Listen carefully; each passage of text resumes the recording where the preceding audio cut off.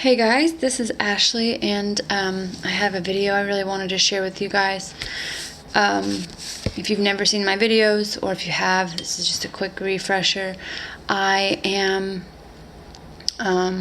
was saved in October. I was in false religion, some might call that the New World Order, believing that all religions led me to the same place, and I was a practicing psychic and medium for many years. Over half my life I spent researching and dabbling in the occult, witchcraft, and things like that. This whole time that I was in there, I thought I was doing spiritual things for the Lord and was deceived in the nature of the work that I was doing. I'm 27, I'll be 28 in June, 3 months from now. When I was 12, I started with all that in astrology and spells, and by the time I was about 17, I got my first tarot card and started working with chakras and things like that, and psychic gifts. I had tried to do psychic gifts and astral projection and things like that, probably around 12, 13, 14, but really jumped fully in around 17, 18, and I started doing a lot of the tarot and all of that, and got into that and did that heavily, strongly, as well as meditation and witchcraft and things for many, many years. Probably about 5 solid years I did that full time as a spiritual practice and a business. So I wanted to lead with that because I want you to know that in doing that, you do see real things. You do work with real spirits. If you don't know that, we have a supernatural God. Our Father is supernatural. Jesus Christ is supernatural. We have real encounters with spirits and things of a supernatural nature. Unfortunately, not every encounter that we have is that's supernatural is with our Lord and Savior, is with our Father in heaven. We are in a spiritual war, and a relentless one at that. There are wicked, evil spirits that are never going to get into the kingdom of heaven, and so they are relentless in the pursuit of your soul, and mine, and anyone that they can get their hands on, and those who can make stumble and fall, they will. No one is exempt. And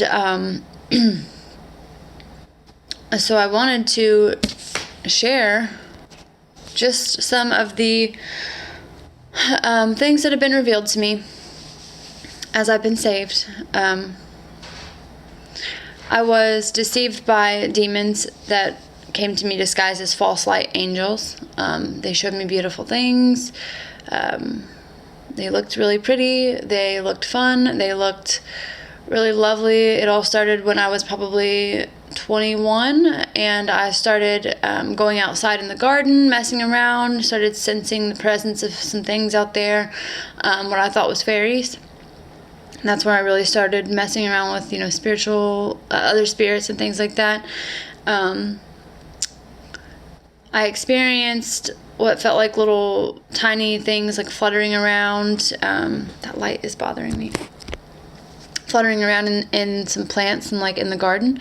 I went outside, and there was a rock that I had set on the corner of the deck, and I remember thinking to myself, I don't really mind if that gets turned a different direction. I was aiming that as at these spirits, have fun with it, turn it, I trust your judgment, was kind of the crazy thought here. So real experiences, guys. That rock got turned around to a different position. There was these little donkey yard gnome type things, and I would come home from work and they would be just all messed up and turned about. I'm trying to get away from that light there. One day I came home and these little yard gnome donkey things were positioned, like one had fallen over and the other one was kicking it, or it looked like it was standing on top of its head, in such positions that that the wind couldn't have done something like that. I did mediumship readings. I told people things about their past loved ones, their loved ones who had passed on, that no one would know. without having, been told something by a spirit, which, understanding now this is divination. This is this is demons giving information. It's not real spirits, unless your loved one did not get saved and did not go to heaven, unless they were really, evil and whatnot, then their spirit is resting. I don't believe that they can be conjured up or spoken to if they're in the presence of the Lord. Just explaining a couple things, that I really experienced, just to kind of give a little bit of background. So, with all that being said, there's a lot more. I did healing, energy healing. Instead of healing, basically, I feel like what happened was demons and spirits were basically just transferring from one person to another. Really, really sick deception and all of that. I'm still actually dealing with spirits that have been kind of like imparted like into places inside of me, and Jesus is still closing doorways and whatnot, which is insane to me to think about. You just assume when you get saved that everything's gone, everything's cleaned up, but it's he showed me.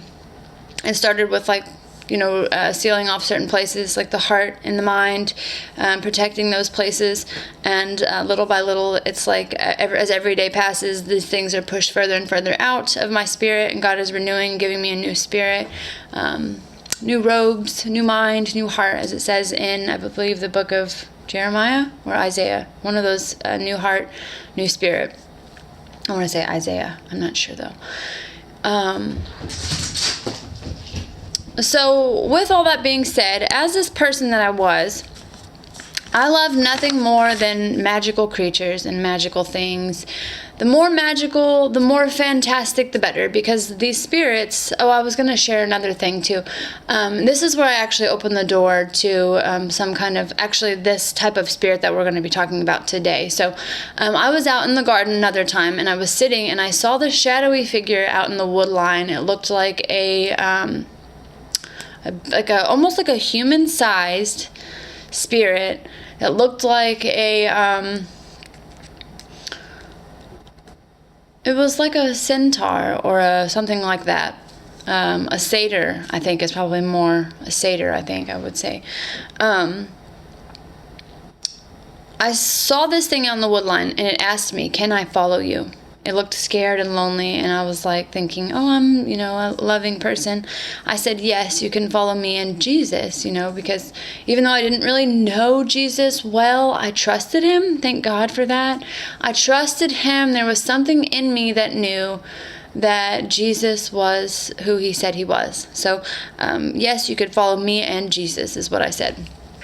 And, after that, that's when things started getting really tumultuous. I didn't have any idea about any of this really until I was saved, really, for many, many years. This was a big blurry period of confusion and enchantment and spells being put over me and things like that. And, just along with the work of everyday life, things just it was just insane. But, that's where I opened the door to this thing. And then I started getting into tarot and oracle cards and things like that. And what I look back on now and remember so vividly was that there was this one deck specifically that stood out to me.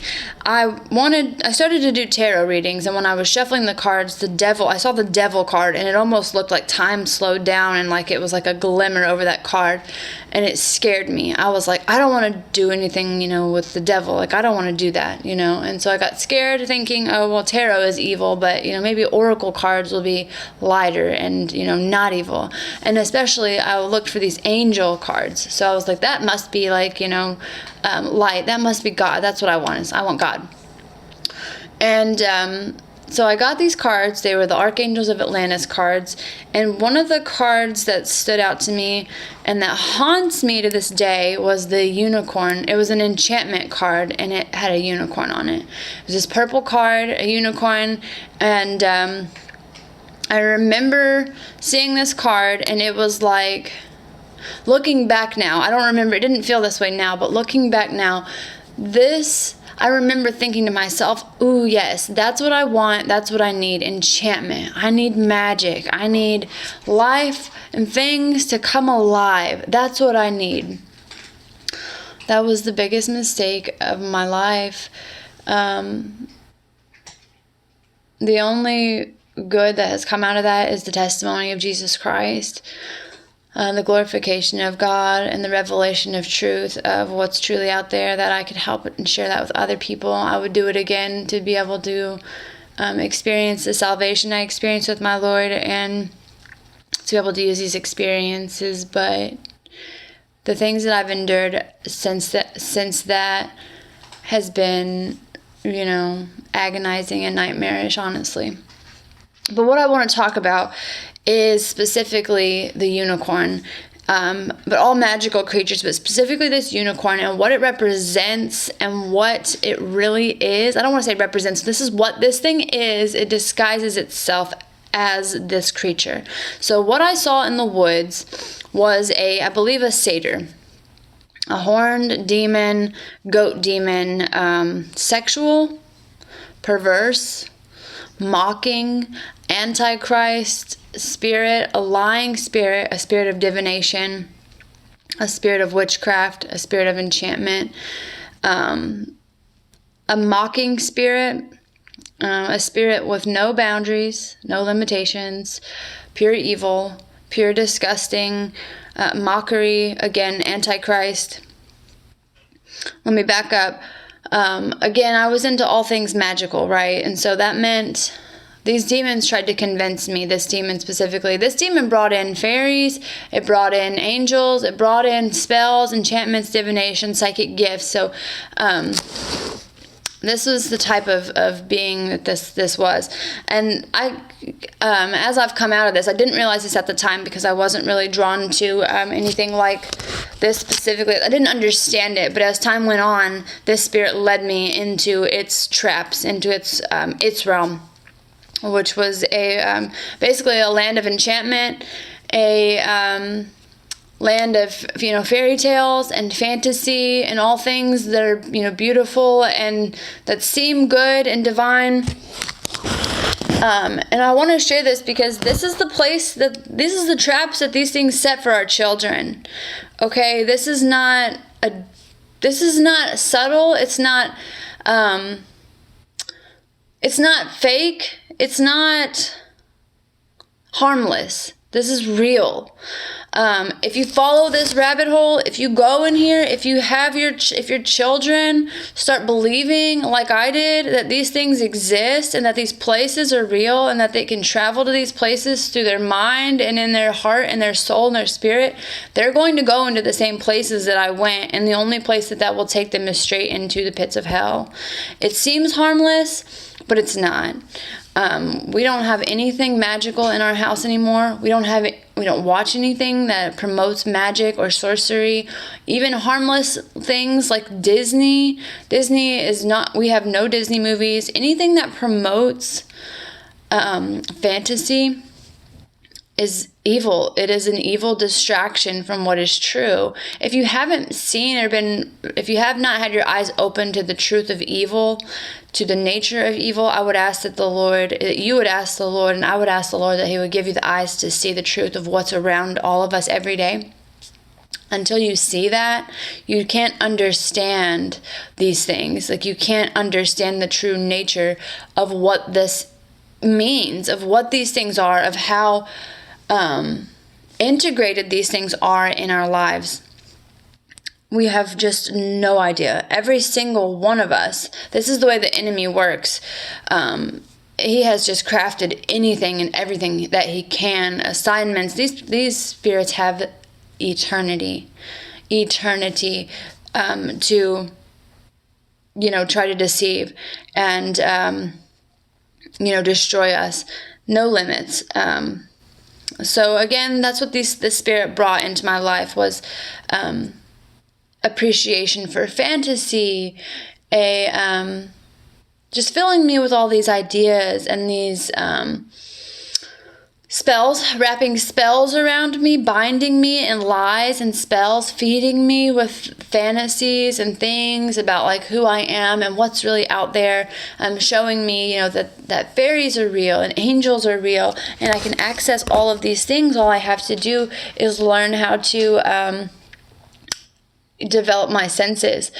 And I should have realized looking back, because the Lord does not reveal things to people who are just doing drugs and sitting outside in their garden and playing around like in the woods. Like, that's not how this works, you know what I mean? But I was naive and deceived, and I would go outside and I would smoke weed and I would just get really high and I would enjoy the spirits around me.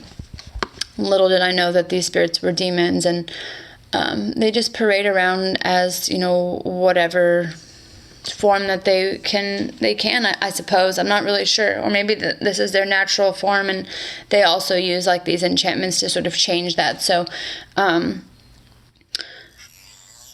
these creatures have you like wanting to be anything other than human, okay? And that could only be Satan himself that would have such a, or demons, you know, that would make you think that humans are lesser than anything else. You know what I mean? Because humans are so special. Like, I don't know, I haven't read it in the Bible specifically, but I've heard people say that God, you know, basically sees humans as like the apple of his eye, like one of the, you know what I mean? It was supposed to be, right? We fell, but like we were supposed to be, we were made in his image, so very special. But Satan himself wants us to think like we're less than that, and that we're not special, and that we're evil, and all, or not evil, but we're worthless. So he has you convinced, oh, be a fairy, be a mermaid, be, you know, whatever else you can be. And like, it's not like it's like you get sucked into this world, this real world that is alive in the spirit. But it's the illusions of the kingdom in the pits of hell is what it is. This illusion, it's enchantment, it's spells, it's magic, it's witchcraft, it's real. And so again, anything with magical creatures, I loved it because it represented what I thought was God. It represented what I thought was this beautiful world, that I had thought that I had reached heaven on earth, like I had accessed these realms beyond the senses, beyond the human life. Like I thought I had reached this place where I was able to walk between worlds basically, and access and work through things like on another dimension. And so I not only was into that stuff for me, but I encouraged my daughter to be into those things as well. So she was allowed to have unicorns and mermaids and, you know, fairy parties and all of these things. Like, you know, she had a fairy party for her third birthday, or a second birthday party. Her fourth birthday was a mermaid party. Like, I was into these things thinking like these are okay. Like looking back, some of the biggest regrets, you know. Let me see if I can get this light. There we go. The sun is shining, coming up. Let's see what time it is. Let me check the time here. Okay. I'll have to hurry. So I had all these things around. And when I got saved, when I started going to this ministry, there was this ramping up of these spirits around me, this lies and these deceptions. So this is all spells and enchantments over my eyes, like bondage over my eyes, trying to keep me to look at. So all these spirits are telling me, I'm teaching you how to look at other things beyond what is seen. What they're doing is they're giving you like this tunnel vision, right? So like they make you see what they want you to see. You're only seeing through like this little peephole that they're giving you. And if you could see behind it, like when you look through it, it looks like this beautiful, everything looks perfect and wonderful. But like if you look behind it, it's demons. It's nasty creatures like that are just disgusting. Like, and so I met a friend. We got into the Bible. We started reading a lot. I got to going to a ministry a lot because, you know, these spirits deceived me, saying all religions are equal. They'll all get you to the same place. And so, you know, my heart, and I always had a heart for Jesus. And so I wasn't like opposed to that. I started going to a ministry. I wanted community. I wanted the presence of God. And these creatures started trying to divide me from that. They were telling me, you don't need to go there. Your spirituality is different. Your path is different. You're not like these people. You're special. I kept going back because it doesn't matter. We're all in this together. Like, I want to be in the presence of the Lord. And these things started ramping it up, okay? So they started just throwing, we went from, our everyday spiritual life to like railing it hard, giving me everything that they could to try to keep up this illusion. That's when I started having visitations from this satyr, from this goat demon. If you don't know about the god Pan, he is known as he's a satyr or a faun or something like that. He's got goat legs and a man's body with horns. He comes his own in the Bible or whatever, or not the Bible, I'm sorry, in his own stories, mythology stories. He's known as a god of divination, of healing arts, of witchcraft. Very subtle. There's not a whole lot about this creature, but one of the things that he's known for is his sexual, perverse sexual nature. What else? Perverse sexual nature, very horrible sexual appetite. And also he's known, the panpipes are his. And what's interesting is we see the panpipes and the Pied Piper and the association between Pan and panpipes and the Pied Piper with children. Okay, and so here's where this is what I'm starting to why I want to talk about this so much, is because what God has showed me is that these creatures, these satyrs, these goat demons are disguising themselves as unicorns. I know that may sound difficult to understand, but it's not, okay? So this Pan is a Greek god